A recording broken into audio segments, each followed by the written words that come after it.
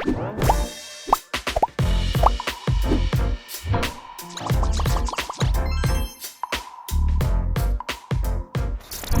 right, so for my drill, what we're gonna be doing is I'm gonna be stuck in the transition zone. Ed here, or whoever you're playing with, is gonna be at the kitchen, like a real game.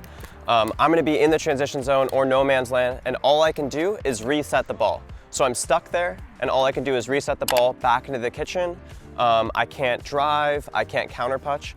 I just have to reset every ball that Ed tries to attack me with, and he can play full on, right? So your partner can try to win the point and play full on, hit as hard as they can, and I'm just trying to reset the ball, and we could also add points into it. So we could play to 5, where if Ed hits it out, he messes up just like any other point, I get a point, and vice versa. So if I don't reset the ball, I hit it out, Ed hits it past me, he gets a point, and we just play to 5. I love this drill. It makes you way more comfortable getting through the transition zone, resetting the balls that you should reset, and getting up to the kitchen, scoring points. So let's get into it.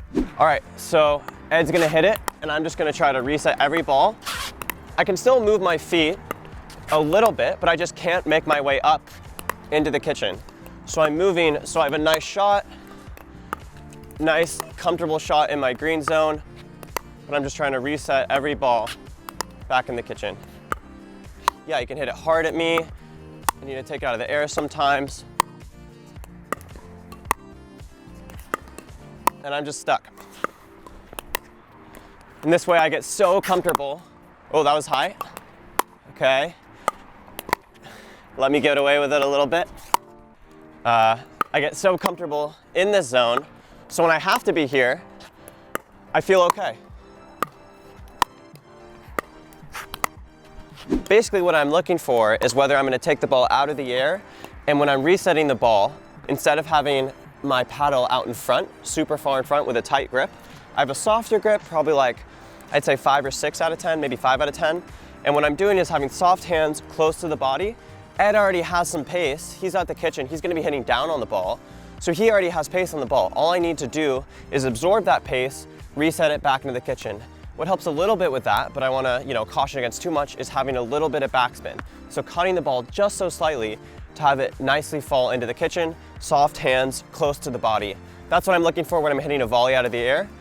If it's at my feet, I take a pivot step and take the ball off a bounce, just like I'm dropping the ball from the baseline, okay? So I'm looking to see whether I'm hitting the ball out of the air, a drop reset volley, or I'm resetting the ball off the bounce. Here we go. And another big thing is getting low here, and that helps get lift on the ball, especially if Ed is hitting a hard ball at my feet. Then I can really get low. Nice. Nice. There you go. Yeah. Yeah. Yeah, I'll take some volley. Give you one there. Okay, that was too good. A little too much love on that one.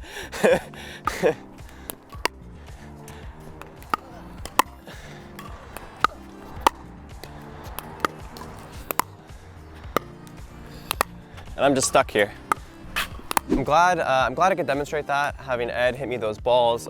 Seriously, this makes you so much more comfortable getting to the kitchen, or when you're on defense. So say you hit a third that's high, right? So you don't, but it's pretty good, so you don't need to be all the way back at the baseline, so you can make your transition up. But they try to roll it at your feet. You can reset that ball back into the kitchen, and this drill seriously helps so much with that. Now, having done this drill so much, when I'm in that transition zone, I'm not like, oh my God, get me out of here. I'm like, I can be here all day. I can take whatever you get me. So that's why I love this thing. I recommend it for you all to try. Yeah, and something I noticed too as he was hitting these balls is they weren't very easy to attack. Like, he was very intentional about having it drop right over the net and into the kitchen. And it wasn't just like he was just hitting the ball back, like just without any thought. Aimlessly. They were very intentional, and you could see me like I'm just really trying to attack the ball, but it's awkward and hard. And I think that's what really separates a beginner player from a more advanced player, is being able to hit those resets consistently and being very comfortable in that transition. Yeah, and one other thing is the person at the net, Ed, in this situation that we demonstrated, they get frustrated, right? Because I'm getting every ball back, that's unattackable or slightly attackable. But even if it is attackable, I can get it back. So they get frustrated and then they go for too much. And as we know, when you go for too much in pickleball, that's when you're hitting the net, that's when you're hitting it out. So it frustrates the person up there when you're relentlessly playing defense. Yeah. All right, well, thanks for joining us for this drill. Hopefully you get to try this at your local courts, and we'll see you guys next time. Bye.